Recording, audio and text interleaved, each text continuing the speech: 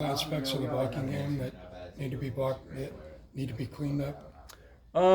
Yeah, somewhat. I mean, sometimes it's knowing who you're going to block. You got to go dig out a safety on an inside run and stuff like that. And sometimes it's just doing it, and stuff like that. I guess, yeah, a little bit of tightening splits and just fundamentals of shooting your hands inside and things like that. But all around, just kind of some, I don't want to say willpower, but just, going out and executing it and doing it.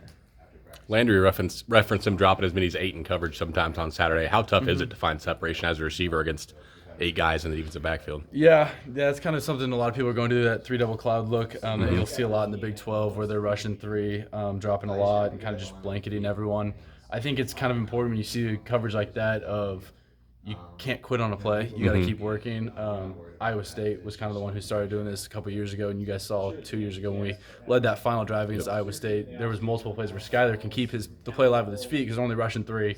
And receivers got to keep working to find that open zone because it'll come when they have to stay in defense and drop back like that for so long. In reference to that, is that why maybe to a casual fan they would see Skyler and say, man, he's leaving the pocket, but in reality he has to get outside to find a different, I guess, launch point against a defense like that? Right, yeah. I mean, it's some of that is like, okay, they might blanket us on our initial routes, but then once he starts rolling, that kind of, like you said, creates new angles, creates new stuff to happen downfield. And I think Skyler does a really good job of not panicking when that happens. He doesn't just bolt. He's not just running. He's just, trying to keep the play alive, trying to extend it. He keeps his eyes downfield, and he's really good about, hitting people on the run later in the play. What was your biggest observation going back and watching film just of what you guys did as receivers?